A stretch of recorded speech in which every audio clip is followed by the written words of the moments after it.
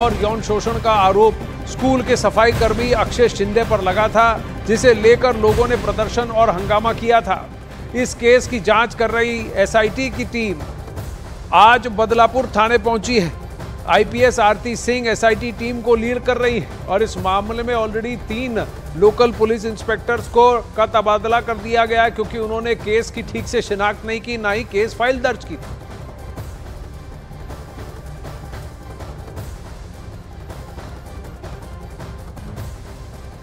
अब वहीं महाराष्ट्र के ठाणे में नर्सरी में पढ़ने वाली 2 बच्चियों के साथ छेड़छाड़ और यौन शोषण के इस मामले को लेकर महाराष्ट्र की सियासत भी गर्मा गई है। आज ठाणे के बदलापुर में शिवसेना उद्धव गुट ने घटना के विरोध में प्रदर्शन किया। वहीं उद्धव गुट के नेताओं ने सरकार को घेरा और डिप्टी सीएम देवेंद्र फडणवीस का इस्तीफा मांगा। वहीं पुणे में एनसीपी शरद पवार गुट की नेता सुप्रिया सुळे ने पार्टी कार्यकर्ताओं के साथ प्रदर्शन किया और इंसाफ की मांग की। शरद गुट ने महाराष्ट्र सरकार पर निशाना साधते हुए कहा कि राज्य में लगातार अपराध बढ़ रहे हैं। 12 अगस्त को ठाणे के बदलापुर के एक स्कूल में बच्चियों से यौन शोषण हुआ था, जिसके बाद और जिसके विरोध में कल बदलापुर बंद करके आम जनता ने विरोध प्रदर्शन किया था। पहले लोगों ने स्कूल का घेराव किया, बाद में रेलवे स्टेशन पर जाकर प्रदर्शन किया और रेलवे ट्रॅक को जाम कर दिया था। शिक्षण खात्याने केलेली म्हणजे दुर्लक्ष किंवा पोलीस यंत्रणेने केलेलं दुर्लक्ष, या सगळ्या गोष्टीची पारदर्शकपणे इन्क्वायरी झाली पाहिजे।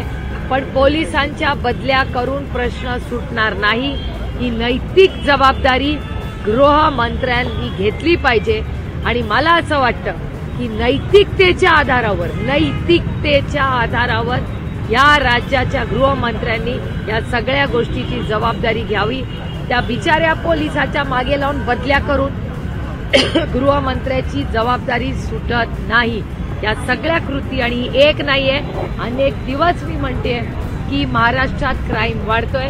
महाराष्ट्राच्या गृहमंत्र्यांनी राजीनामा दिला पाहिजे। यह बड़ी दुर्दैवी बात है, ये दुखद बात है कि मुख्यमंत्री महोदय अगर इस तरह से बात करते हैं कि यह आंदोलन पॉलिटिकली मोटिवेटेड था, उल्टा मुख्यमंत्री महोदय ये जान ले कि लोगों में इतना गुस्सा क्यों भर पड़ा था, लोगों का गुस्सा अचानक से क्यों बाहर निकल आया, लोग क्यों इतने आमादा हो गए कि एक तो आपने पुलिस स्टेशन की कंप्लेंट ठीक से नहीं ली, आपने पोक्सो दाखिल नहीं किया, आपने स्कूल का सीसीटीवी फुटेज गायब किया, कल जाकर आपने कुछ कार्रवाई की, लेकिन उस कार्रवाई के बदले कितने ही पेरेंट्स पर गुनाह दाखिल हुए, कितने ही पेरेंट्स को आपने हिरासत में लिया।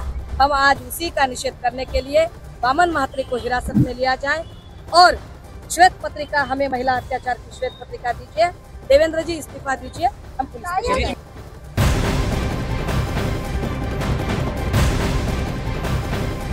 अब वहीं ठाणे के बदलापुर में बच्चियों से यौन शोषण के आरोप में कल जोरदार हंगामा हुआ था। बदलापुर में कई जगह प्रदर्शन हुए थे और कई जगह पर लोगों और पुलिस के बीच में झड़प भी हुई थी।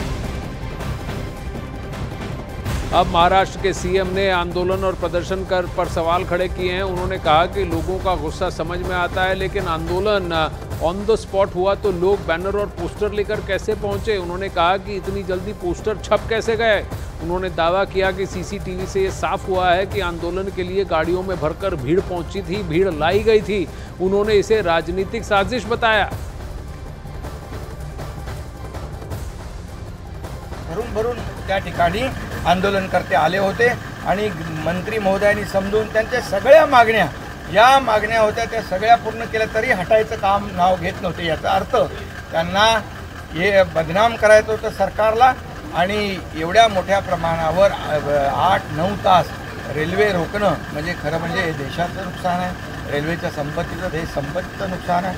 आणि म्हणूनच हे अशा प्रकारचं एका छोट्या बच्चूचं राजकारण करायला खूप जागा आहे, त्याच्यामध्ये खूप इश्यूज आहेत, तिथे राजकारण केलं पाहिजे।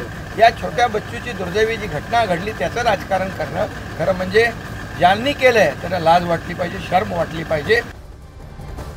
अब वहीं शिवसेना यूबीटी नेता संजय राउत ने बदलापुर घटना को लेकर पुलिस की भूमिका पर प्रश्न उठाए हैं। उन्होंने कहा कि पुलिस ने परिवार की शिकायत वक्त पर क्यों नहीं दाखिल की।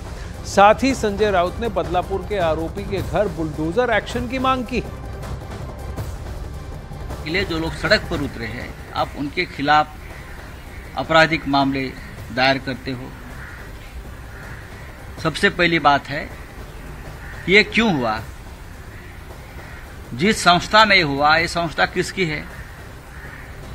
आप ढूंढ लीजिए। अगर ये कोई कांग्रेस पार्टी के साथ जुड़ी हुई संस्था होती, हमारे साथ जुड़ी हुई संस्था होती, तो यही देवेंद्र जी उनका पूरा महिला महामंडल लेकर वहां जाकर 24 घंटे अनशन पर बैठे। लोग इसलिए सड़क पर उतरे हैं क्योंकि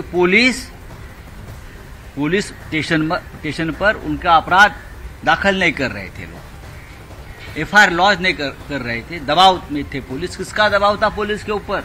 जब इस प्रकार की घटना घटती है तो योगी राज में जो होता है बुलडोजर चलाते हैं, वैसे महाराष्ट्र में चलाने की कोशिश कुछ दिन पहले की। तो अपना बुलडोजर वहां क्यों नहीं गया?